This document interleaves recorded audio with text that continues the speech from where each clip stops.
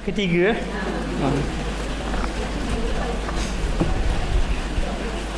Bismillahirrahmanirrahim. Alhamdulillah rabbil alamin.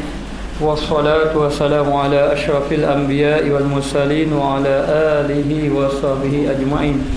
Subhanaka la ilma lana illa ma 'allamtana innaka antal alimul hakim. Rabbi shrah li sadri wa yassir li amri wa hlul 'uqdatam min lisani yafqahu qawli. Qala musannif rahimahullahu ta'ala wa nafa'ana bi ulumihi fid dharain amin. Yang ketiga, yakni melepaskan hati daripada dosa. Di antara apa yang kita bicara mengenai takwa. Takwa ini disebut dalam Al-Quran beberapa makna. Makna yang pertama, takwa bermakna takut kepada Allah Ta'ala. Sebagaimana firman Allah Ta'ala, wattaqu yawman turja'una fihi ila Allah. Takutlah kamu pada satu hari yang mana kamu ini akan dikembalikan kepada Allah. Maka takwa berarti takut. Takut ini yang takut kepada Allah dengan arti kata merasa gerun kepada Allah, merasakan bahawa Allah Ta'ala ini melihat kita di mana saja kita berada. Inilah yang dikatakan hakikat takwa, yakni dengan arti kata melakukan amal ibadat dalam keadaan rasa gerun kepada Allah, dan arti kata takut untuk berjumpa dengan Allah Ta'ala di suatu hari yang mana segala amal ibadat kita akan dibentangkan oleh Allah Subhanahu Wa Ta'ala. Ketika itu kita tidak dapat lari dah. Dan segala amal ibadat yang dibentang, baru dapat tahu. Nampak Ustaz Kamal baik, rupanya akhirat tak baik mana. Jadi nak beritahu dibentang oleh Allah Ta'ala. Jadi oleh kerana itu, akibat daripada takut kepada Allah, lalu kita mendekatkan diri kepada Allah. Berbeza kita takut dengan binatang-binatang buas seperti harimau, singa dan sebagainya. Kalau kita takut, kita akan lari daripada harimau tadi. Tetapi adapun Allah Ta'ala, kita takut kepada Allah, maka jalan penyelesaiannya hendaklah kita mendekatkan diri dengan Allah dengan melakukan amal ibadat sebelum kita berjumpa dengan Allah Ta'ala di negeri akhirat. Jadi yang pertama, takwa itu adalah takut kepada Allah. Yang kedua, takwa bermakna taat. Bila kata bertakwa kamu kepada Allah, ya ayyuhallazina amanu taqullaha haqqa tuqatih wa la tamutunna illa wa antum muslimun. Wahai orang-orang yang beriman, takutlah kamu kepada Allah dengan sebenar-benar takut. Lalu disebut takut di situ adalah beribadatlah kamu, taatlah kamu kepada Allah dengan sebenar-benar taat kepada Allah. Maka buat ibadat, yakni hendaklah kita melakukan taat kepada Allah Ta'ala dengan apa yang Allah Ta'ala perintahkan kepada kita. Apabila Allah Ta'ala menyuruh kita melakukan amal ibadat, maka hendaklah kita melakukan amal ibadat kepada Allah Ta'ala dalam keadaan hati kita rasa lapang, dalam keadaan hati kita menyerah diri kepada Allah Ta'ala. Tidak merasakan ibadat itu memberatkan kita, kerana tidak ada sesuatu ibadat yang Allah Ta'ala perintahkan kepada kita melainkan kebaikan itu kembali kepada kita. Maka kita disuruh bertakwa kepada Allah, melakukan ketaatan kepada Allah. Maka orang yang melakukan ketaatan, beriman dan beramal soleh, maka Allah Ta'ala akan memberinya syurga. Abashiril ladzina amanu wa amilus solihat anna lahum jannatin tajri min tahtihal anha kullama ruziqu minha min samaratin rizqa qalu hadzal ladzi ruziqna min qablu wa utubihi mutasyabiha wa lahum fiha azwajun mutahharatun wa hum fiha khalidun. Berita gembira bagi orang yang beriman dan beramal soleh, yang mana mereka ini akan dimasukkan ke dalam syurga Allah Ta'ala, dan di bawah syurga itu ada sungai-sungai yang mengalir. Sungai dalam syurga ni ada air susu, dan ada air madu, dan ada air arak. Air arak di dalam syurga nanti boleh diminum, diizinkan oleh Allah Ta'ala. Lalu di dalam syurga tadi ada sungai-sungai yang mengalir dan diberi makanan-makanan, buah-buahan. Lalu mereka pun makan buah-buahan. Mereka mengatakan, kami sudah. Bila mereka tengok buah-buahan, mereka mengatakan ahli syurga, kami sudah rasa dah buah ni. Tapi wa utubihi mutasyabiha, bila dimakan rasanya berbeza, tidak sama dengan rasa yang pernah kita rasa di atas muka dunia. Walahum fiha azwajun mutahharatun, dan bagi ahli syurga Allah Ta'ala beri pasangan-pasangan yang suci. Yang suci, wanita-wanita yang salihah masuk dalam syurga. Kalau suami dia masuk dalam syurga, maka dipasangkan pasangan-pasangan yang lebih baik. Dia melihat suami dia, kau lama kau muda, kau muda, kau muda. Ini dalam syurga. Dunia tak, kau lama kau tua, kau tua. Dia akan nak soleh dah. Maknanya baik lelaki baik puan gitu. Lelaki pun gitu juga. Dia dapat isteri dia, kau comel, kau comel, kau comel. Ada pun dia datang ke dunia, walaupun bersoleh-soleh, lama-lama kau tua juga. Maka Allah Ta'ala beri azwajun mutahharah, suci. Suci dan mereka kekal di dalam syurga. Ini bagi orang yang melakukan ketaatan kepada Allah. Maka kita orang yang beriman mesti taat pada Allah. Tanda kita beriman, kita taat kepada Allah Ta'ala dengan melakukan amal ibadat kepada Allah. Kita kena mendahulukan Allah Ta'ala dalam semua perkara. Bukan beberapa perkara, dalam semua perkara. Sahabat Nabi yang duduk dalam majlis ilmu Nabi, ketika mendengar Nabi menyampaikan kuliah, dia bersemangat untuk melakukan amal ibadat. Balik nanti mesti dah tambah buka dah TV. Maknanya balik nanti mesti nak buat amal ibadat banyak-banyak. Tapi bila sampai di rumah, dia tidak lagi melakukan amal ibadat yang dia inginkan ataupun yang dia cita-cita masa dia duduk dalam majlis ilmu Nabi. Lalu dia jumpa Rasulullah, ya Rasulullah, hamba ni kalau duduk majlis ilmu Nabi, Allah semangat sangat nak buat amal ibadat. Tapi bila balik tapi tidak buat amal ibadat. Kenapa berlaku macam ni? Sebab kamu masih lagi tidak mendahulukan Allah. Mesti mendahulukan Allah Ta'ala. Lahirkan, kita kena latih diri kita ketaatan kepada Allah Subhanahu Wa Ta'ala. Sahabat Nabi tanya, ya Rasulullah, apakah amalan yang boleh saya masuk syurga? Nabi jawab dua. Yang pertama, amantu billah, katakan aku beriman kepada Allah, summa istaqim, kemudian istiqamah, duduk di atas kebaikan. Maka kita tidak duduk dalam ketaatan kepada Allah. Dan tidak ada orang yang bahagia adalah orang yang taat kepada Allah. Siapa yang taat, Allah Ta'ala murahkan rezeki pada dia. Siapa yang taat, Allah Ta'ala tenangkan hati dia. Dia tenang, orang tengok dia pun tenang. Ahli keluarga tu menjadi tenang kerana sebab dia ini orang yang mendekatkan diri kepada Allah. Siapa yang taat kepada Allah, Allah Ta'ala selesaikan segala masalah. Mari masalah apa-apa pun, bila dia berdoa kepada Allah, mendekatkan diri kepada Allah Ta'ala, maka Allah Ta'ala akan selesaikan. Jadi tadi ada orang telefon mengenai masalah. Masalah dia lah, masalah yang tidak boleh dicerita di sini. Jadi dia cerita-cerita masalah tu agak berat. Saya memberitahu jalan penyelesaiannya ada pada Allah. Okey, zahirnya syariatnya begini. Kita kena macam ni, saya cuba tunjuk jalan. Walau bagaimanapun pergantungan dengan Tuhan mesti ada. Saya tidak mahu minta apa-apa, saya hanya minta kepada dia supaya setiap kali lepas sembahyang tadalah doa kepada Allah, mengadu pada Allah. Kalau kita mengadu pada orang kampung pun, habis kuat orang kampung simpati saja. Tapi yang menyelesaikan masalah adalah Allah.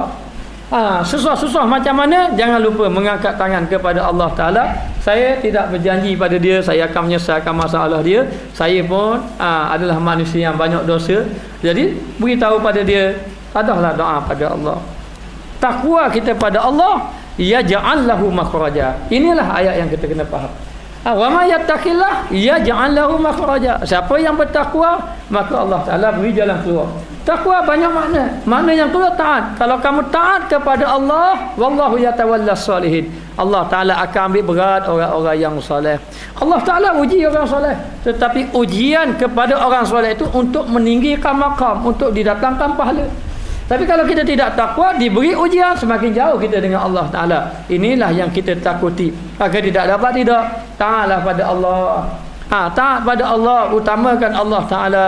Sembahyang kena utamakan, baca Al-Quran jangan ditinggalkan, zikir terus diteruskan, supaya kita dapat lahirkan hati yang berzikir, nafas yang bersyukur kepada Allah Subhanahu Wa Ta'ala. Jadi yang ketiga, ini baru masuk yang ketiga. Tadi mukadimah baru. Lama mukadimah. Dah apalah. Yang ketiga, yakni melepaskan hati daripada dosa. Jadi kita takwa ini menyebabkan hati kita ini dapat dibersihkan daripada dosa. Kerana sesungguhnya manusia ini apabila melakukan dosa kepada Allah, maka hatinya menjadi gelap.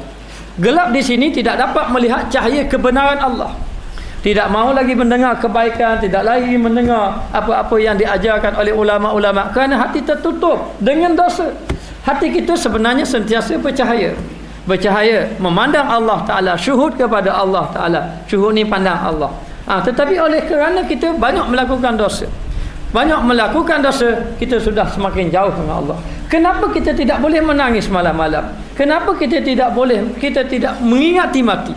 Kenapa kita meninggalkan semayang kita tak rasa apa-apa? Kenapa kita semayang lewat kita tak rasa apa-apa? Kerana hati kita telah tertutup dengan dosa.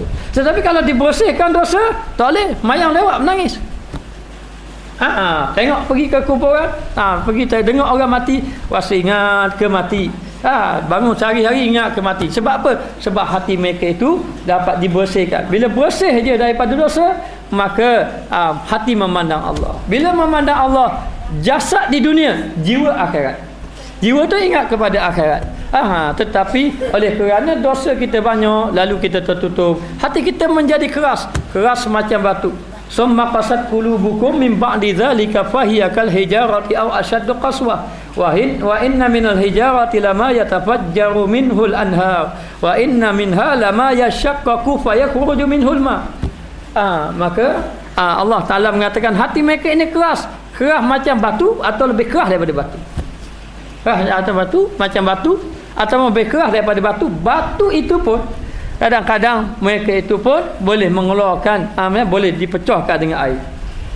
Kadang-kadang lama yahbitu min khasyatillah. Kadang-kadang batu itu pun takut kepada Allah Taala. Wallahu bighafilin amma ta'malun. Allah Taala tahu apa yang kita lakukan.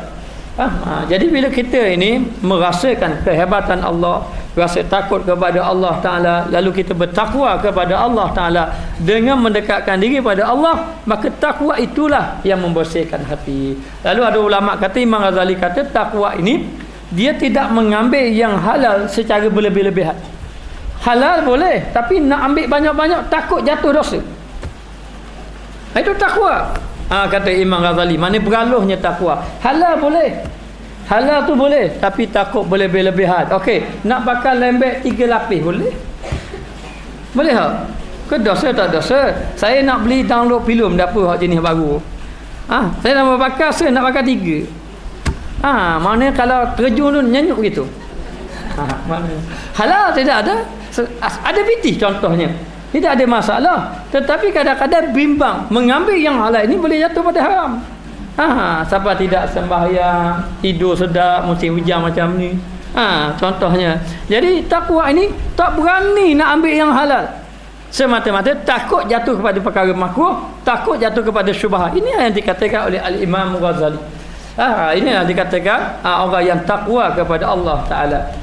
Jadi tidak, takwalah yang dapat membersihkan hati. Orang yang tidak ada takwa tidak dapat bersihkan hati. Walaupun dia kata, Ustaz tengok je saya tak akan tuduh, hati saya baik. Ramai orang kata macam tu. Tengok je tak pakai tudung, hati saya baik. Saya tak mengaji Ustaz, tapi saya dah cara orang.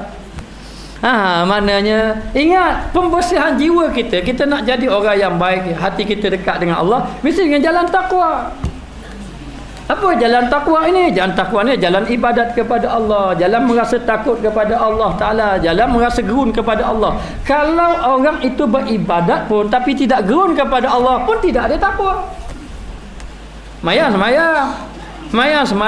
tetapi masih lagi tidak amanah.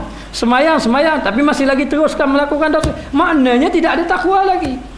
Takwa ini dia melakukan ibadat, ketaatan kepada Allah Ta'ala dengan arti kata merasa takut dan meninggalkan segala larangan Allah Ta'ala, tinggal larangan, bahkan sampai kepada peringkat nak ambil yang halal pun tidak berani. Yang halal tu sah boleh ambil, tapi tidak berani. Makan tidak ada masalah, kita lapar perut nak makan banyak tak apa, tapi takut makan banyak dah bangun tidur. Tak bangun tidur, takut jatuh perkara makruh, takut jatuh benda haram. Maka tidak dapat takwalah yang membersihkan hati kita daripada dosa, dan inilah iaitu hakikat pada takwa. Inilah hakikat takwa yang sebenarnya, takwa untuk bersihkan hati daripada dosa. Hati-hati penyakit hati ni susah nak dibersihkan. Zahir boleh bersih, baju kita kotor boleh atau dobi, basuh diri tak apa bersih atau dobi ke apa untuk bersih, boleh bersihkan. Tapi belum tentu hati boleh bersih. Kita nak bersihkan hati kita daripada ujub, daripada riak, daripada takabur dan sebagainya.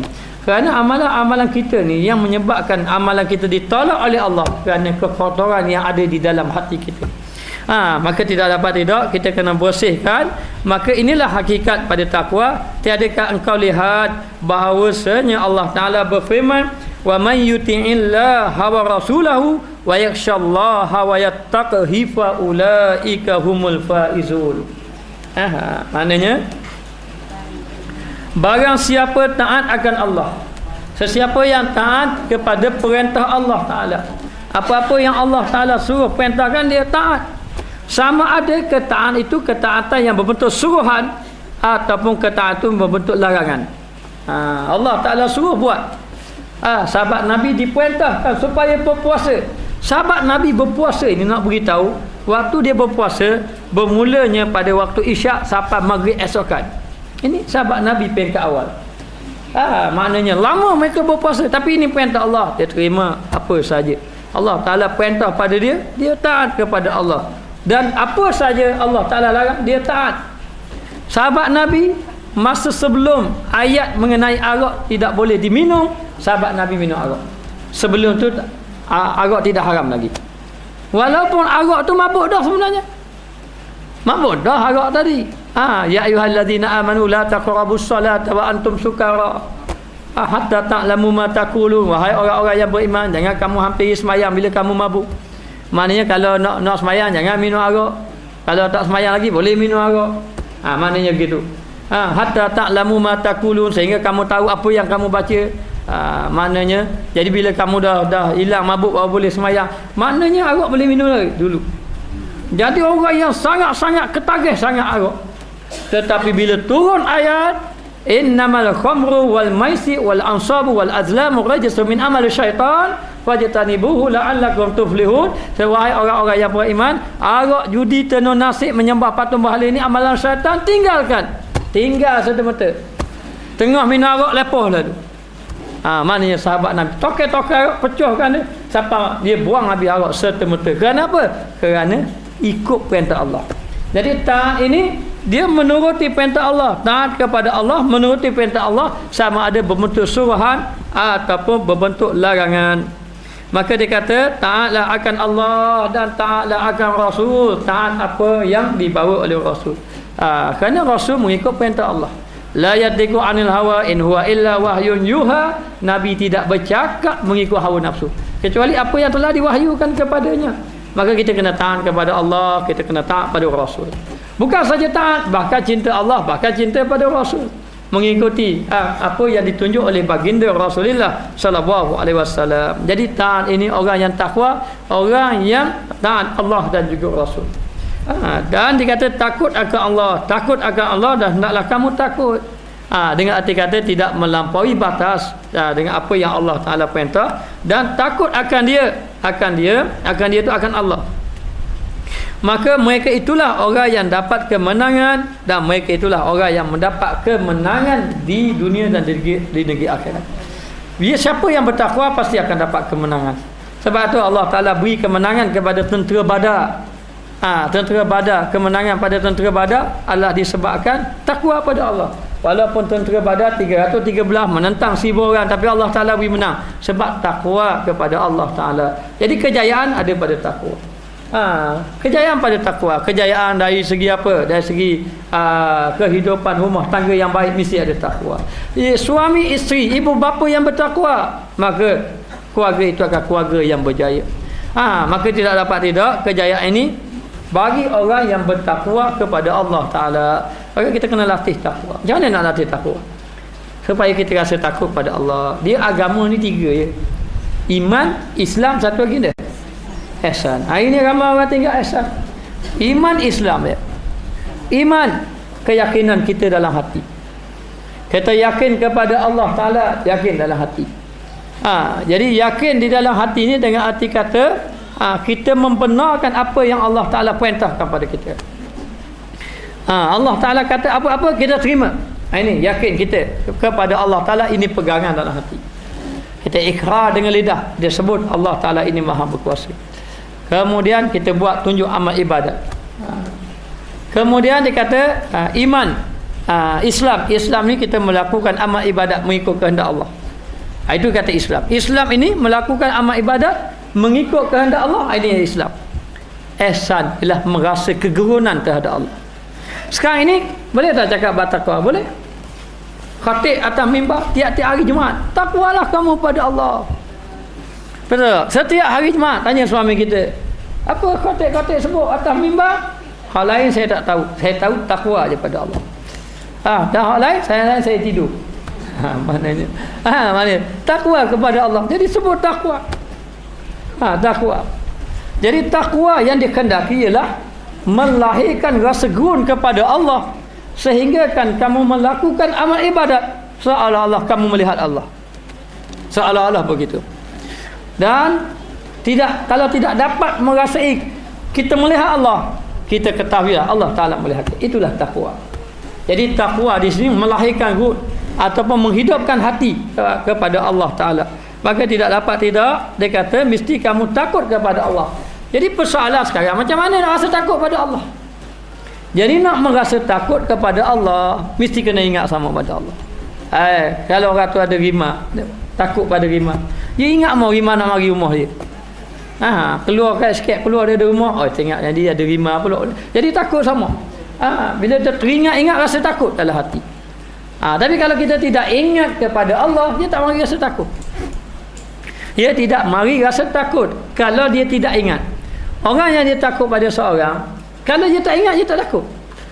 Tapi kalau dia ingat, dia akan takut pada orang yang dia takut. Boleh faham ni? Maknanya, maka demikianlah. Kenapa kita tidak takut pada Allah? Kenapa hari ini orang mudah buat maksiat kepada Allah? Tak ada apa-apa. Kerana orang yang buat maksiat pada Allah Ta'ala itu, dia tidak takut pada Allah. Kalau dia tidak ingat pada Allah, kalau dia ingat, pasti dia tak buat. Pasti dia tidak akan melakukan dia. Kenapa? Kerana dia ingat pada Allah. Maka untuk melahirkan takwa adalah hidupkan hati kita dengan ingat Allah. Macam mana nak hidup hati ingat Allah? Ini persoalan. Macam mana nak hidupkan hati dengan mengingati Allah? Okey, yang pertama, kita kena berzikir pada Allah, banyak berzikir. Oleh kerana kita ni dosa banyak, berzikir tu ada benda. Zikir tidur, zikir tidur. Memang pertama kena berzikir, hidupkan hati, ingat Allah. Allah dah sebut sama, la ilaha illallah, biar masuk dalam hati. Bila kita apa-apa sihat teringat, terlatah pun Allah. Bawa buku jatuh, gum la ilaha illallah. Gitu. Boleh gitu. Maknanya sebut Allah. Mengikar pun la ilaha illallah. Duk mengikar duk rati la ilaha illallah. Maknanya biar sentiasa ingat pada Allah. Biar ingat pada Allah. Yang pertama berzikir. Berzikir, kita boleh berzikir cara seorang. Mungkin kita payah zikir seorang, berzikir cara kumpulan. Ambil zikir dengan guru-guru yang ada barakah, supaya hati kita terkesan daripadanya. Kalau tidak berjaya ikut melalui zikir, hendaklah melalui suhbah dengan guru, bersahabat dengan guru. Duduk dengan guru. Tapi guru yang memberi kesan adalah guru yang musyrik, ataupun guru yang hatinya hidup pada Allah. Macam seorang, kita ni penakut contohnya. Penakut. Tapi kita duduk dengan orang berani. Apa yang kita rasa? Kita berani. Sebab apa? Sebab kita tahu dia berani. Sebab dia tu memang berani. Kalau kita duduk dengan orang nakut dia kita. Macam mana? Kita pun jadi takut. Kita pun jadi takut. Okey, sekarang dia berani. Dia orang ni berani. Kita pun duduk dengan dia. Kita pun jadi berani. Mari dua ni berani kita. Tapi orang ni tak ada, hilang pula berani. Betul tak? Orang ni lagi tinggal kita seorang, nakut pula kita. Depan perut balik. Orang ni mari, hilang depan perut. Sebab dia ada. Jadi sekarang ni, masa dia ada, kita jadi berani. Mari dua ni berani kita tu. Mari dua ni. Mari, tumpang dia. Tumpang dia. Inilah yang dimasukkan no kalau kita nak faham. No yang ada pada orang tadi. Maka kalau kita ni hati kita lalai, hati kita lalai pada Allah. Belajar Minhajul Abidin, balik rumah kus-kus Hatahil. Maknanya lepas tu minggu depan lagi pula belajar Minhajul Abidin, balik Dil Pagahil. Maknanya, jadi maknanya hati tidak lalai kita. Begitulah nak tahu kita tumpang tak tumpang, kalau kita duduk dalam maya ilmu guru yang barakah. Lepas tu saya suruh cari guru yang barakah. Mana cari guru barakah? Saya pun nak cari kok, sebab kita tahu kita ni kurang lagi. Jadi cari.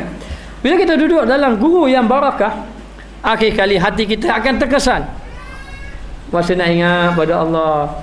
Duduk dalam majlis ilmu masa balik ni kena ngaji banyak. Masa nak berzikir lah. Dah suruh berzikir. Kenapa hati kita hidup macam tu? Kita duduk rumah boleh tak gitu? Tak boleh. Sibuk ikan kering, ikan bilik, bunga gitu je dah sibuk. Betul tak? Tapi bila duduk dalam majlis ilmu, kita akan terfikir, hati kita akan hidup. Oh, masa nak berzikir. Mari mana perasaan nak berzikir, macam mana perasaan nak semayang, mari mana perasaan tu? Itulah tumpahan nur yang ada pada guru tadi. Ada seorang ulama, dia pengarang kitab hikam yang saya baca hari Sabtu. Oh, kitab hikam tu payah tu. Payah penipala kita nak faham. Jadi tak dapat nak pergi faham kena zikir banyak-banyak. Zikir-zikir baru faham.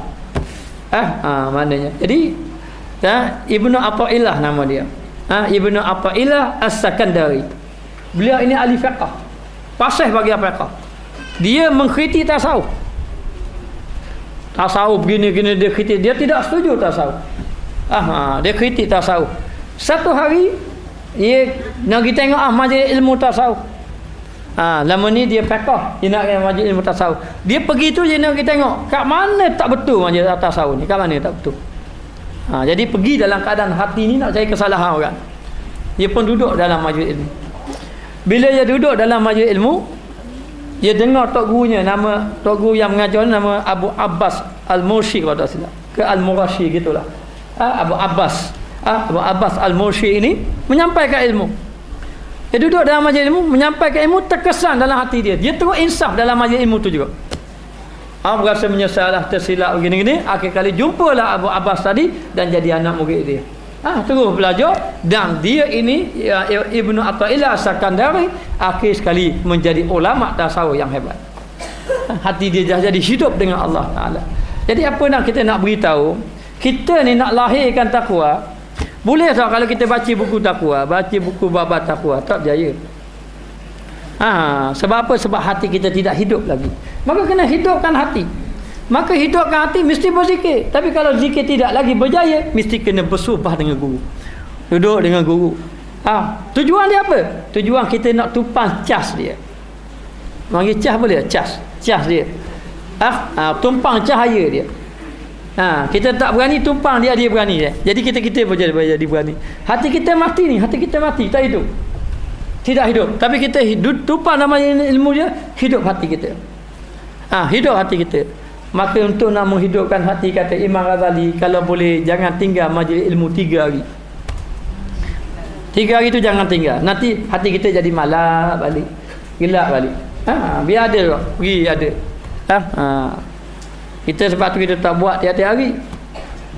Muslimah kita dah buat tiap-tiap hari. Supaya kalau mendapat ni, supaya kita boleh beri peluang dia mencari guru-guru yang lebih hati menghidupkan. Jadi saya nak pesan, kita belajar ilmu, kita kena cari majlis ilmu yang hati kita hidup kepada Allah. Yang kita duduk majlis ilmu dia, kita dah terasa nak beribadat pada Allah. Terasa. Mana kita duduk majlis ilmu, dah balik dengan nak buat amal ibadat. Maka ini sebenarnya untuk melahirkan takwa pada Allah. Tapi andai kata tidak berjaya juga, hati keras sungguh, tidak berjaya juga, maka tidak dapat ridha. Kita mestilah kena duduk bersuluk dengan guru tadi. Suluk macam mana? Kita kena duduk sama guru, akan memimpin wahani kita. 2-3 hari, ada 3 hari, ada 5 hari, ada 7 hari, ada 10 hari, guru bimbing untuk membersihkan hati. Dan dia kena berzikir bersama guru. Nak tumpang nak tumpang rohani dia, rohani guru tadi, biar dia rasa biar rasa tu biar dia rasa terbuka. Lepas pada tu, kalau tidak berjaya lagi, setelah disulukkan masih lagi tidak berjaya lagi, maka dia diajar ilmu supaya bertafakur. Ada cara-cara bertafakur. Bertafakur mengenai dosa kita, mengenai maksiat yang telah kita lakukan, supaya rasa hati hidup pada Allah. Jadi saya nak pesan, kita pergi belajar ilmu nak cari apa? Kita nak belajar ilmu, nak cari ilmu yang boleh membawa kepada takwa. Kalau kita belajar ilmu, kita banyak ilmu tapi tidak ada perubahan takwa kepada Allah, maka kata Imam Ghazali, ilmu itu tidak lagi manfaat, tidak manfaat lagi. Manfaat ilmu adalah ilmu yang membawa kepada takwa kepada Allah. Takwa pada Allah. Dan setelah kita duduk, tidak boleh lagi tafakur, tidak berjaya lagi, maka pergi jalan yang kelima, pergi jalan uzlah yang dipimpin oleh guru. Duduk uzlah. Duduk uzlah, jauhkan diri kepada orang ramai, jauhkan diri daripada maksiat, banyakkan banyakkan duduk keseorangan untuk mencari Allah Subhanahu Wa Taala. Jadi perjalanan ilmu adalah perjalanan mencari takwa untuk kita menghasilkan rasa takut kepada Allah Subhanahu Wa Taala. Tapi insya-Allah dengan jalan zikir yang dipimpin oleh guru, insya-Allah mungkin kita sudah dapat jalan rasa takut kepada Allah, dan mungkin dengan duduk majlis-majlis ilmu yang ada barakah pun mungkin kita akan dapat menghilangkan rasa-rasa kita ataupun penyakit-penyakit yang ada di dalam hati kita. Maka dia kata di sini, mereka itulah orang yang dapat kemenangan. Siapa? Orang takwa. Tidak ada orang yang berjaya adalah orang yang takwa. Jangan hari ini orang memandang kepada kejayaan kepada ukuran dunia. Orang yang berjaya bukan orang yang harta banyak, belum lagi berjaya. Orang yang pangkat banyak belum lagi berjaya. Orang yang anak ramai belum lagi berjaya. Orang yang pengaruh ramai belum lagi berjaya. Yang berjaya adalah orang yang menghasil takwa kepada Allah Subhanahu Wa Taala, kerana Allah Taala memandang seorang itu pada takwa. Allah Ta'ala tak pandang kaya kita, Allah Ta'ala tak pandang comel kita, Allah Ta'ala tak pandang hebat kita, mana pengaruh ramai, Allah Ta'ala tak pandang anak murid ramai pun tidak pandang. Tetapi apa yang Allah Ta'ala pandang? Takwa kepada Allah Subhanahu Wa Ta'ala. Inilah yang dipandang. Tapi yang kita sibuk yang Allah Ta'ala tidak pandang itu kita sibuk, yang Allah Ta'ala pandang itu kita tak sibuk. Betul tak? Yang Allah pandang itu takwa, tapi kita tidak menyibukkan diri mencari takwa. Apa yang Allah Ta'ala tidak pandang? Allah Ta'ala tidak pandang muka paras kamu. Ni kita sibuk. Kita sibuk. Ni kita sibuk. Allah Ta'ala tidak pandang tubuh badan kamu. Ni kita sibuk. Kalau ada senang hobi, masuk senang hobi. Maknanya kita sibuk. Yang Allah Ta'ala tidak pandang, nanti kita sibuk. Allah Ta'ala tidak pandang kepada harta kekayaan kamu yang banyak, yang ni kita sibuk. Allah Ta'ala tidak pandang pengaruh kita yang hebat. Allah Ta'ala tak pandang, yang ni kita sibuk. Nak cari kemasyhuran, nak cari kehebat, yang kita sibuk. Jangan sibuk yang itu. Sibuk takwa kepada Allah, mengajar manusia kembali kepada Allah. Inilah yang paling penting, yang perlu dibawa. Maka Imam Ghazali mengatakan bahawa orang yang mendapat kejayaan, ukuran pertama takwa. Maka kita kena letakkan hati kita, aku mencari takwa. Kehidupan kita adalah mencari takwa. Belajar ilmu pun untuk mendapat takwa. Ibadat pun untuk menghasilkan takwa kepada Allah. Kita infakkan harta kepada Allah untuk takwa kepada Allah. Maka kehidupan yang paling penting adalah mencari takwa di sisi Allah Ta'ala. Maka disebut akan taat, dia sebut taat. Taat ni ibadat. Dia sebut taat dan disebut khasyah. Dia sebut khasyah ni takut. Taat ibadat, khasyah ni takut. Jadi taat pun disebut, takut pun disebut, kemudian disebut akan takwa. Tengok ayat Quran tadi memula wa may yuti'illah wa rasulah. Maknanya siapa yang taat kepada Allah dan Rasul, mula-mula disebut taat. Taat dulu disebut taat. Sebab tu kita tak hasilkan takwa lagi, tak hasil guru lagi, tapi jangan tinggal ibadat, teruskan. Mayan jangan tinggal ibadat, jangan tinggal lagi, tapi kita tak hasil lagi, teruskan. Lepas ketaatan kita berterusan melakukan ketaatan, wa yakhshallah, dia akan rasa takut. Orang yang jaga amanah, yang rasa takut ni asal hasil daripada ibadat dia.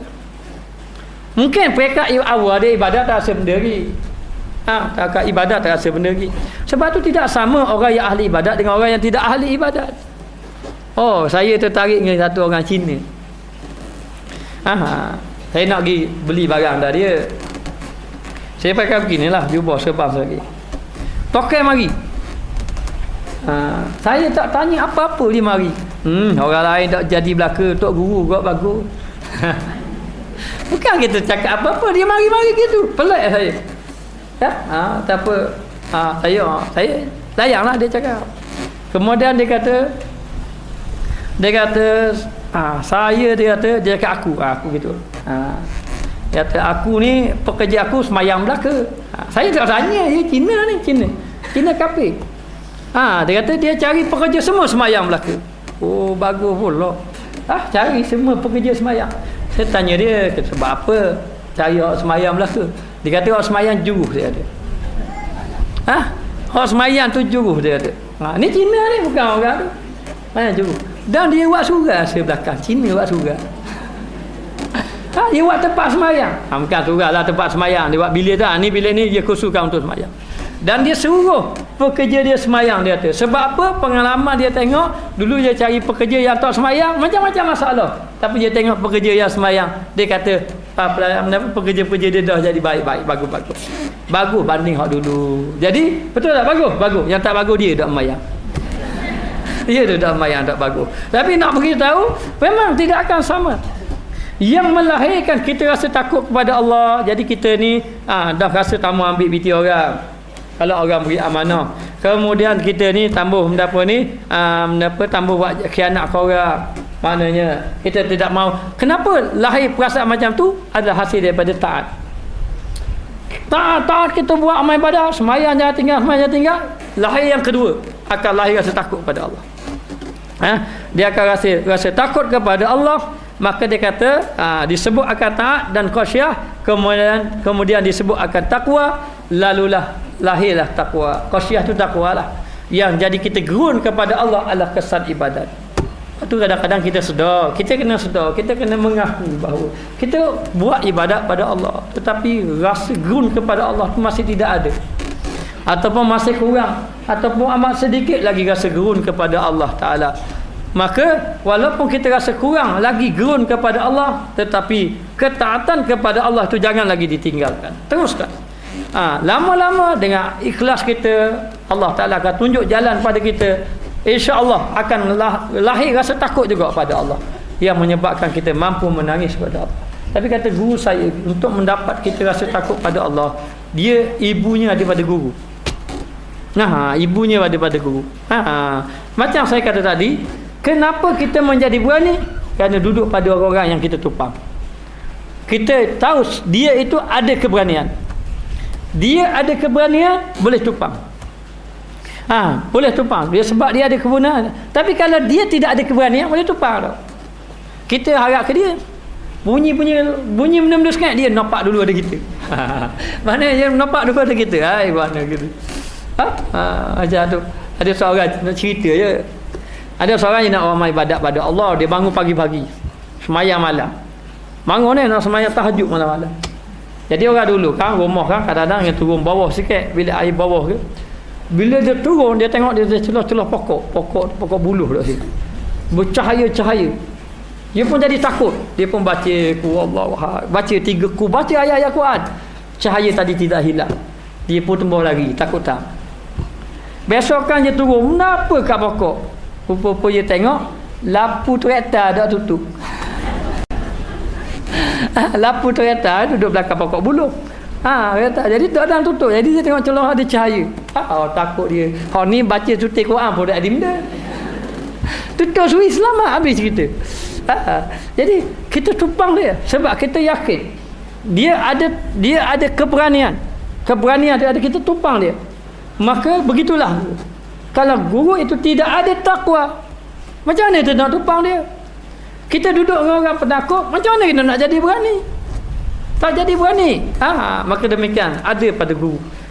Guru. Maka guru ini yang melimpahkan rohani dia. Rohani yang kepada anak muridnya, sehingga kan lahirnya rasa takwa kepada Allah, yakni rasa takut kepada Allah Ta'ala. Jadi orang yang takut saja orang yang percaya. Orang percaya. Jadi orang yang mata hati dia terbuka, dia cari takwa, dia tak cari yang lain. Tapi orang yang mata hati dia tertutup, dia tidak memandang pada takwa. Hari ini orang tidak pandang takwa. Nak cari menantu pun tengok kereta benda. Nak cari menantu kereta apa. Tengok tu semua memandang tidak kepada takwa. Maka kita kena balik orang yang buka balik cahaya hati kita. Banyakkan berzikir kepada Allah Ta'ala. Bila berzikir kita, hati kita yang tertutup dengan dosa dia terbuka. Bila terbuka nampak, takwa lah jalan yang sebenar. Kejayaan ada kepada takwa kepada Allah Subhanahu Wa Ta'ala. Maka dia kata di sini, maka engkau ketahui bahawasanya hakikat takwa, yakni yang lain daripada taat dan lain daripada khasyah, maka engkau ketahui bahawasanya hakikat makna yang lain bagi taat dan khasyah itu, iaitu melepaskan itu membersihkan bagi hati daripada yang kami sebut. Baik dia kata hakikat takwa selain daripada taat, selain daripada khasyah, selain daripada taat, selain daripada takut, membersihkan hati daripada dosa-dosa. Bersihkan hati dosa-dosa. Kita ni jauh pada Allah, dosa banyak. Kita kena renung diri kita bahawa kita adalah manusia yang banyak berdosa. Kemudian hati kita ini memang nak buat amal ibadat. Memang kalau buat amal ibadat, takut kepada melakukan dosa. Tapi kadang-kadang kita terjerumus juga. Hati kadang-kadang kalah. Nafsu yang begitu kuat, ajakan syaitan yang begitu kuat, kadang-kadang kita masih lagi mendapatnya terlibat dengan dosa. Namun demikian, banyak-banyaklah berzikir, banyaklah mendekatkan diri dengan Allah, banyaklah cuba melatih diri, bersubar, duduk majlis-majlis ilmu yang hidup hati, dan banyaklah berdoa, munajat pada Allah. Tak ada jalan yang paling mudah. Bagi saya, kalau orang tanya, kita banyakkan guna jalan kaedah munajat. Bila kita munajat pada Allah banyak, baru kita rasa kita ni lemah. Dah gantung sikit. Apa-apa sikit doa dengan Allah. Apa-apa sikit gantung dengan Allah Ta'ala. Baru hati kita lemah. Kalau tidak, kita berasa hebat kita je. Kita mudah lupa Allah. Kita ingat Allah masa bila? Kita ingat Allah masa susah. Apa-apa sikit ingat Allah. Apa-apa sikit ingat Allah. Tetapi bila Allah Ta'ala beri kesenangan, kita lupa pada Allah. Maka tidak dapat kita kena hasilkan diri kita takwa kepada Allah, bersihkan hati kita. Bersihkan hati, maka dia kata takwa ini hakikat takwa, yakni membersihkan hati daripada dosa. Ada barang yang kami sebutkan, yakni yang telah lalu.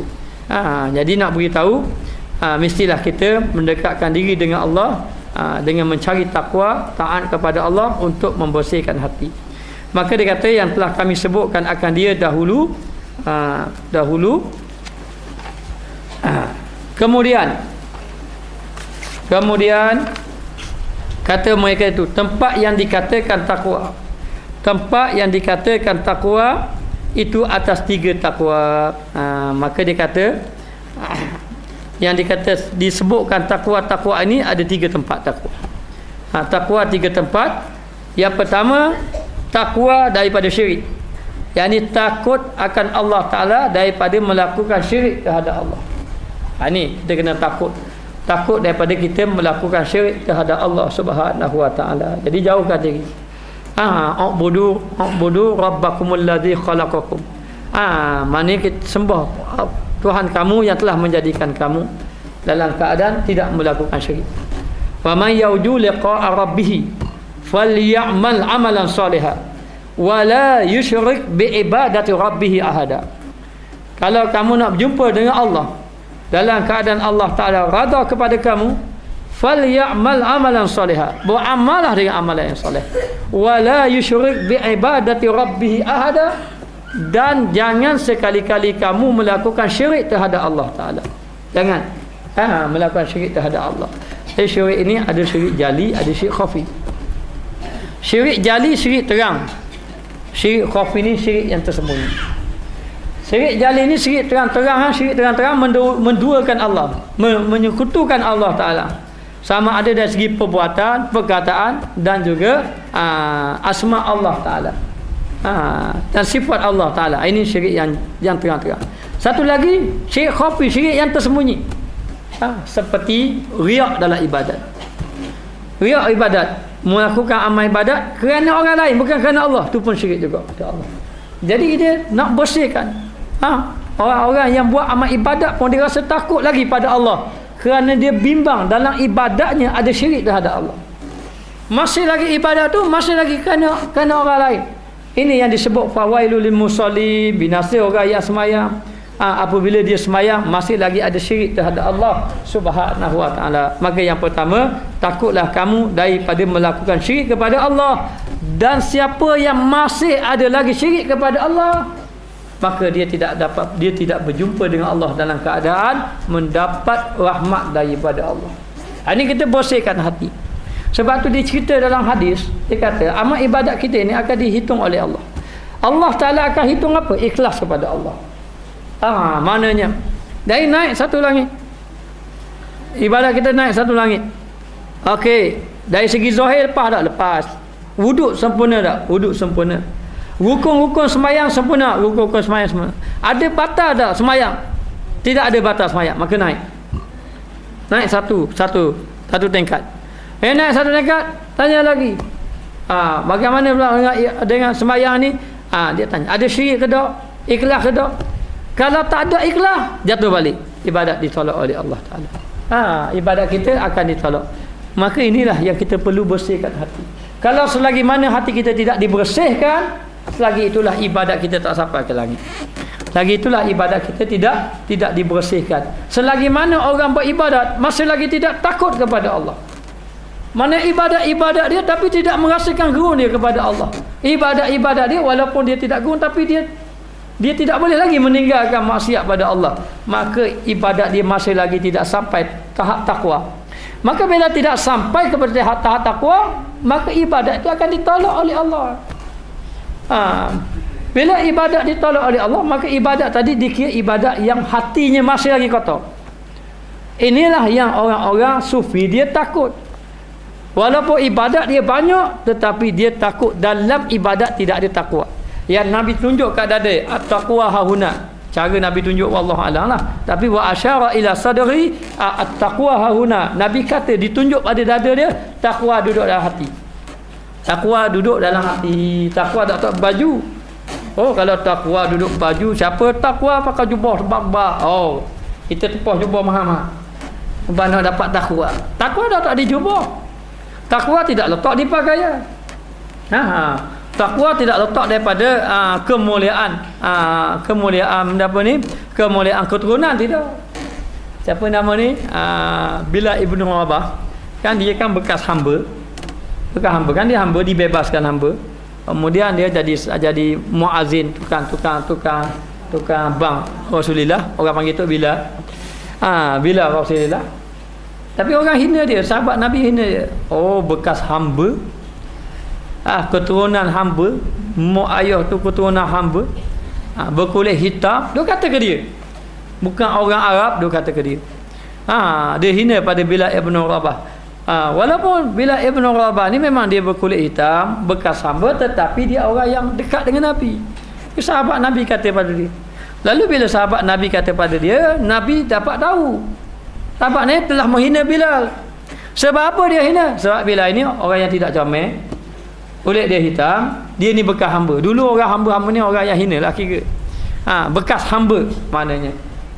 Tapi Nabi mengatakan orang yang paling mulia adalah orang yang bertakwa. Nabi marah pada sahabat tadi, tidak ada kemuliaan. Yang mulia adalah orang yang bertakwa kepada Allah. Jadi takwa yang kita kendaki, yang pertama, kita takut dalam ibadat kita ada syirik lagi pada Allah. Macam mana syirik ada Allah? Masih lagi ada semayang, nak tunjuk orang. Itu syirik lagi pada Allah. Jadi kerana Allah, kerana orang. Tak ke syirik pada Allah? Tak ada tok tua, mayang lebih kurang. Ada tok tua gitu. Ada orang cerita dia baru menikah, dia tak semayang, mana baru menikah, kena tok tua semayang. Allah susah hatilah tok tua semayang. Tadi bangun subuh awal-awal, dah tu rumah tok tua baru menikah. Mau subuh tunjuk awal, kena tunjuk tok tua komang dah tunjuk lah. Bangun awal-awal semayang. So tua itu suruh dia jadi imam, habis kan tambah baik idati dah kabur idati. Macam-macam. Kena orang tua, kena ayah tu jadi imam, macam-macam. Tak apalah. Tengok nafsu tambah sangat tak apa. Dia pun ikutlah ayah dia. Dia tahu kalau dua-dua lah rakaat. Dah hati mayang. Dia pun ingat mayang ini. Satu hari dia tunggu tok tua dia tak mari. Tok tua dia kejut lewat. Tak ada arah nak dia semayang lah. Moga-moga nanti tok tua tengok dia semayang. Dia pun semayang. Dah molek dia semayang, tok tua dia latih jadi imam. Duduk belakang dia. Gelabah dia. Mayang subuh 3 rakaat. Gelabah mayang 3 rakaat. Lalu tok tua dia kata, panggil dia awang. Wang, 3 rakaat. Lah, dah cukup lagi. Ingat pak.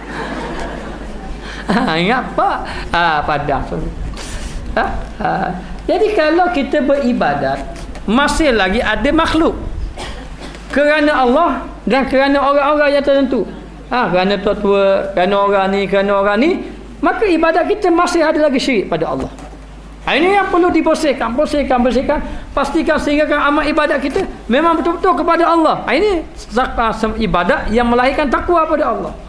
Maka yang pertama, takutlah kamu daripada melakukan syirik kepada Allah Ta'ala. Ini perlu bersihkan. Kita kena bersihkan lagi. Mungkin ibadat kita ada lagi kerana orang lain, kerana orang. Mungkin ibadat kita masih lagi ada sombong. Mungkin kita ni kalau buat amal ibadat banyak, rasa sedap dah kita. Rasa kita lah baik pada orang lain. Maka tak dapat tidak bersihkan daripada syirik kepada Allah. Yang pertama.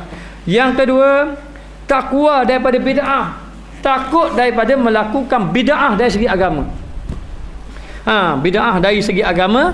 Apa mana bid'ah? Melakukan ibadat yang tidak ditunjukkan oleh Nabi, ataupun ibadat yang tidak yang mendatangkan satu ibadat yang tidak ada contoh daripada Nabi, dan ia bukannya daripada agama. Sebab tu dalam satu hadis Nabi SAW bersabda, man ahdasa min amrina hadza ma laisa minhu fa huwa raddun. Dalam satu hadis, man ahdasa min amrina hadza, sesiapa yang melakukan satu amal ibadat yang mana dia tidak didatangi daripada Nabi.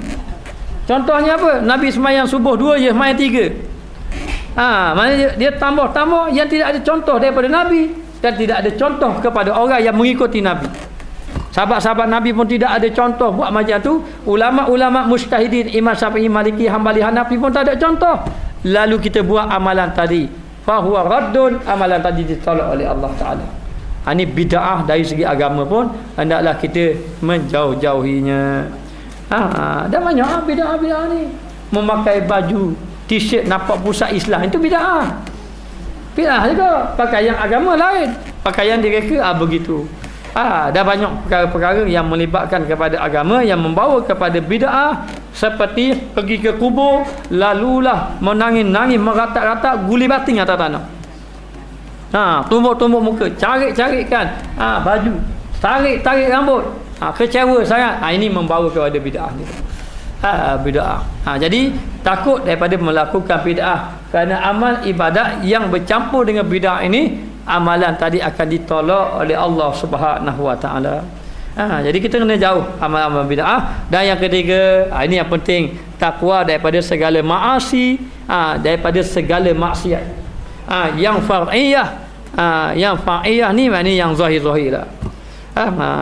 Yang ni yang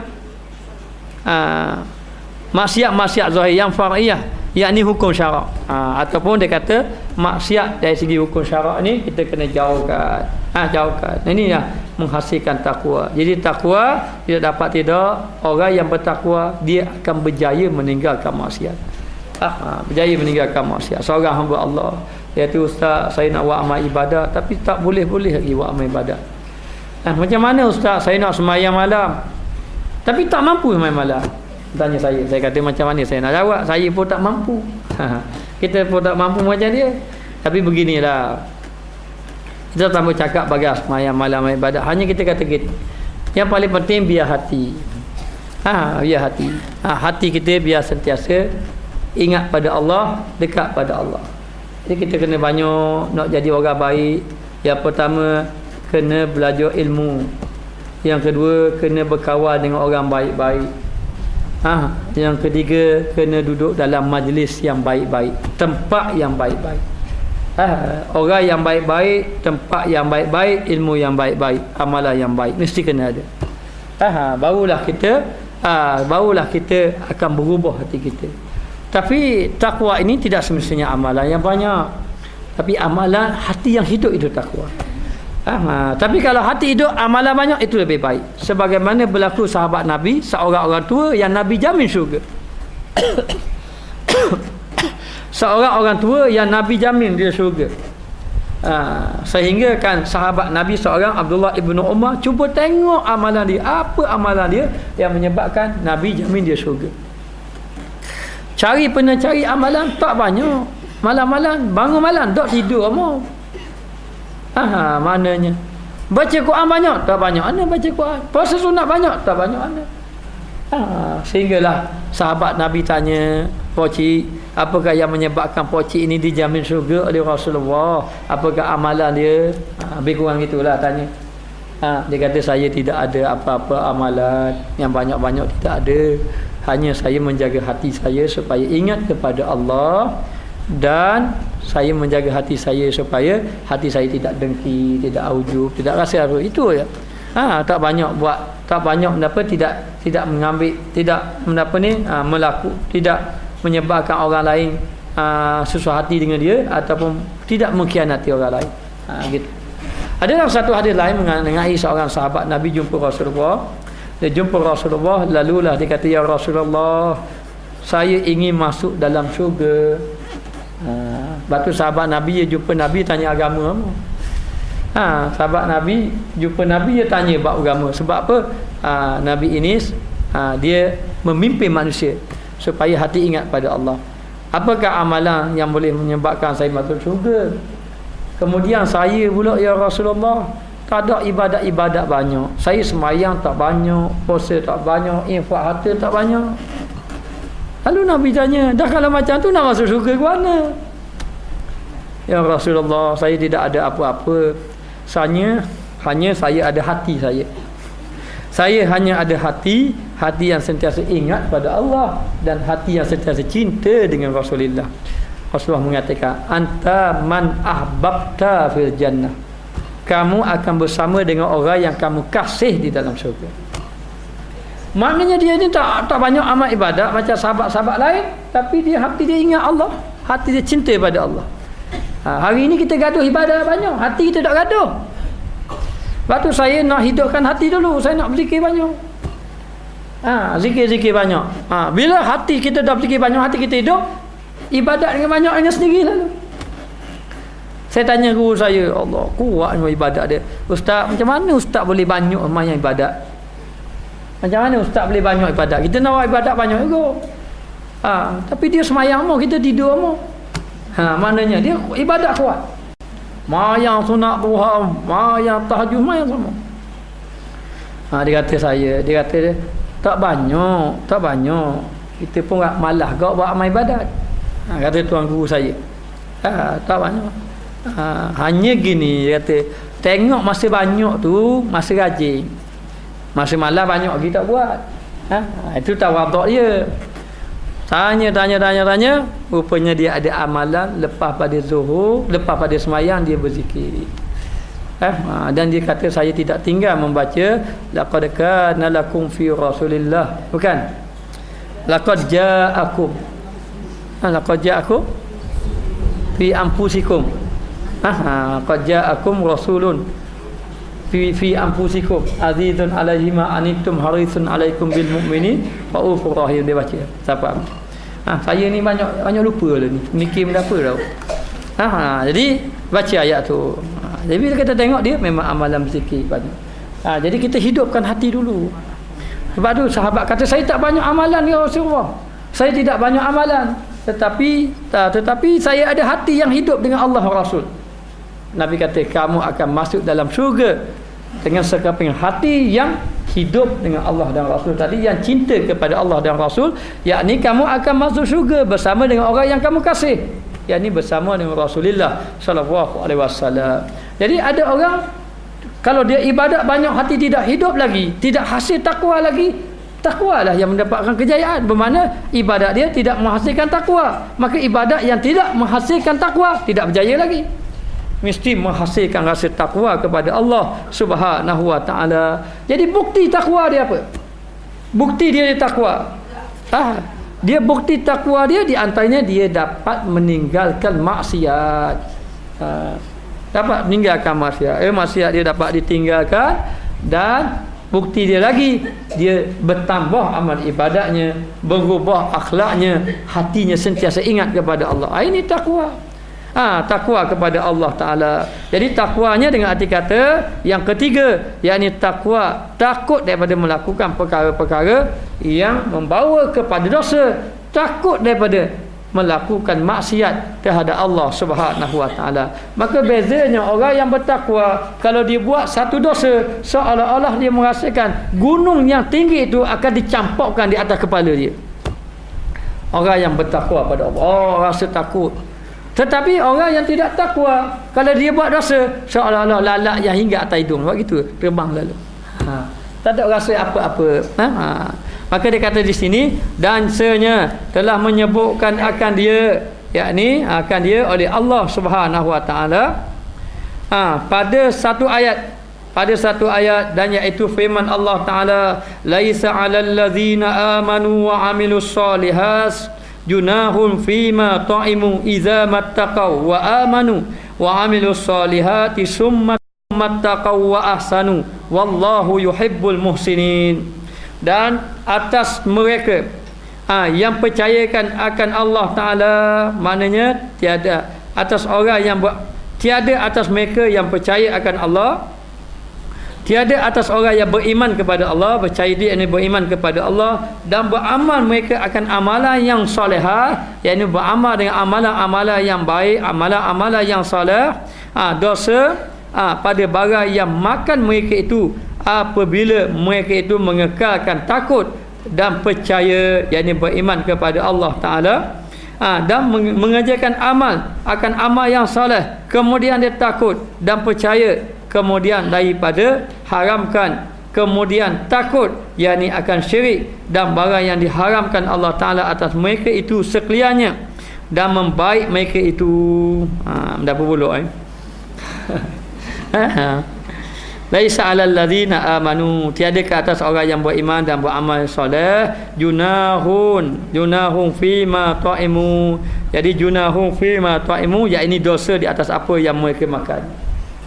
Apa yang mereka makan, iza mattaqau, apabila mereka bertakwa dan apabila mereka beriman kepada Allah Ta'ala dan beramal dengan amalan yang soleh, kemudian mereka bertakwa dan mereka beriman, kemudian mereka bertakwa dan mereka itu ihsan, melakukan kebaikan, dan Allah Ta'ala sukakan kepada orang yang melakukan kebaikan. Jadi di sini tiadalah orang-orang yang beriman dan beramal soleh mereka merasa takut ataupun mereka itu memakan perkara yang membawa kepada dosa kepada Allah Ta'ala. Dan kemudian mereka itu beriman dan beramal soleh, kemudian mereka itu takut dan beriman, kemudian mereka bertakwa dan mereka melakukan kebaikan kepada Allah Ta'ala.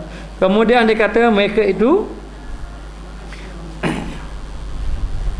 akan amal yang soleh, dosa yang barang yang mereka makan, mereka itu barang yang mereka makan dan mereka itu apabila mengekalkan takut, apabila mereka itu dalam keadaan beriman kepada Allah Subhanahu wa taala. Jadi orang yang takut kepada Allah Ta'ala, mereka tidak makan kecuali mereka makan apa yang dihalalkan oleh Allah Ta'ala. Jadi di antara jalan kita nak takwa pada Allah, dia kena jaga juga makan, supaya kita makan perkara yang dihalalkan oleh Allah, dan percaya beriman dan mengerjakan amal yang soleh, dan dia mengekalkan beramal dengan amalan yang soleh, kemudian takut mereka sehinggalah melahirkan takut, dan beriman dan percaya kemudian daripada haramkan, kemudian takut, yakni akan syirik kepada Allah Ta'ala. Maknanya dalam keadaan mereka itu beriman dan beramal soleh, kemudian mereka takut daripada melakukan syirik kepada Allah Ta'ala dan barang yang diharamkan atas mereka itu sekaliannya, dan membaik mereka itu dan mereka melakukan kebaikan. Bermula Allah Ta'ala kasih akan orang yang membuat kebaikan. Allah Ta'ala kasih kepada orang yang buat kebaikan. Ni kena apa ya? Kena bicara minggu depan lah. Wallahu a'lam. Orang tak ada ilmu ni dah dibaca banyak-banyak. Adanya.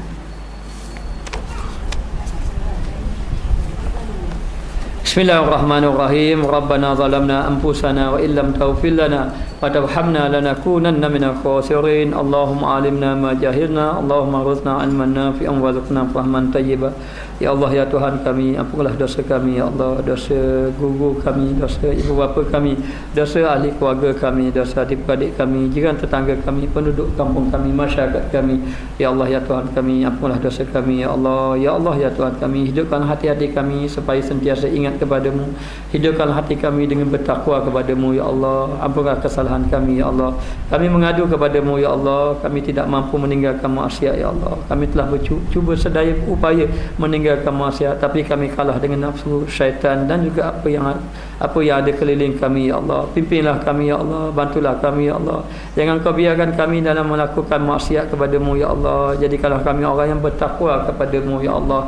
Jadikanlah kami orang yang hidup hatinya kepadamu ya Allah. Jadikanlah kami orang yang dapat meninggalkan maksiat ya Allah. Ya Allah ya Tuhan kami, jadikanlah kami orang yang benar-benar takut. Jadikanlah kami orang yang benar-benar taat kepadamu, taat kepada Allah dan juga taat kepada Rasul. Ya Allah ya Tuhan kami, jadikanlah kami orang yang berjaya di dunia dan juga di negeri akhirat.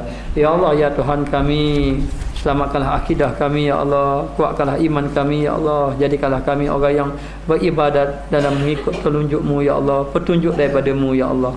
Ya Allah ya Tuhan kami, jadikanlah kami orang yang benar-benar soleh di sisi-Mu ya Allah. Jadikanlah kami orang yang benar-benar takwa di sisi-Mu ya Allah. Jadikanlah kami orang yang benar-benar bersyukur kepada-Mu ya Allah.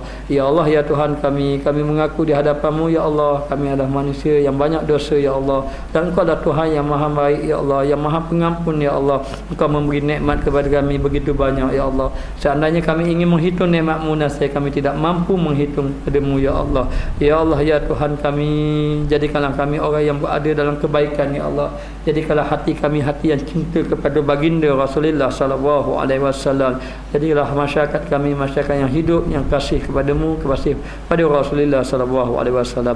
Ya Allah ya Tuhan kami, matikanlah kami di atas kalimah la ilaha illallah. Bangkitlah kami di atas iman, beriman kepadamu ya Allah. Ya Allah ya Tuhan kami, selamatkanlah kami di pada mahsyar nanti ya Allah. Ya Allah ya Tuhan kami, beratkanlah timbangan kami dengan kebaikan ya Allah. Jangan Kau tolak amalan kami ya Allah. Jangan Kau tolak amalan kami ya Allah. Ya Allah ya Tuhan kami, terimalah kami di kalangan orang yang bertakwa di sisi-Mu. Rabbana zalamna anfusana wa illam taghfir lana wa tarhamna lanakunanna minal khasirin. Rabbana atina fid dunya hasanah wa fil akhirati hasanah wa qina adzabannar. Wa sallallahu ala sayidina Muhammad wa ala alihi wa sahbihi wasallam walhamdulillahi rabbil alamin. Jadi minta maaf lah, baca sikit-sikit je ya. Bila tak nampak tak boleh baca lah. Bila nampak boleh baca. Ya. Oh ni ada soalan. Soalan-soalan ni nak tanya boleh, tapi jawab belum tentulah. Pak saya ni pun takut nak jawab soalan ni, akhir-akhir ni jadi takut. Baik, saya ingin membuat kandang dia atau berlendang, kandang semi atas kubur. Panjangnya 6 kaki, lebarnya 1 kaki. Kau pandailah. Dan boleh diangkat. Boleh diangkat. Apakah hukum buat demikian? Adakah halal, haram ataupun makruh? Minta penjelasan ustaz, kerana perkara ini telah lama menjadi kekeliruan, di samping memudahkan anak cucu mencari kubur arwah. Okey, baik. Saya dulu saya masa sebelum saya pergi ke Yaman dahulu, saya kata tidak boleh. Tidak ada hadis Nabi, tidak ada dalil tidak boleh kubur di semin, ada dalil. Ada dalil. Jadi saya kata tidak boleh. Tapi bila saya balik ke Yaman, bila saya cuba ikut majlis zikir dan cuba berzikir, kita baca balik, kita dapati dalam bab fiqh luas hukum dia. Maka mengikut keadaan, kalaulah kita buat berlendang yang betul semin itu, tetapi memang ada unsur pembaziran, seperti dia boleh nyerta sekeping 12 hias sekeping berkilat-kilat. Maknanya tak yang lawa-lawa, maknanya siapa atas berlendang saja 3,000 habis. Boleh beli motor sebuah. Ada pembaziran berlaku, nak buat apa comel-comel tu, itu memang haram hukum dia. Tetapi tujuan apa kita buat? Tujuan kita buat semata-mata adalah untuk supaya nanti anak cucu nak ziarah kubur, nak menziarahi kubur, anak cucu boleh mengenali kubur toki dia, kubur ibu bapa dia. Kadang sebab anak kita ni bukan jenis yang pasang sama-sama. Dah tahu mana? Sebab kita gitu kau. Betul tak? Kalau dok saya lah gitu.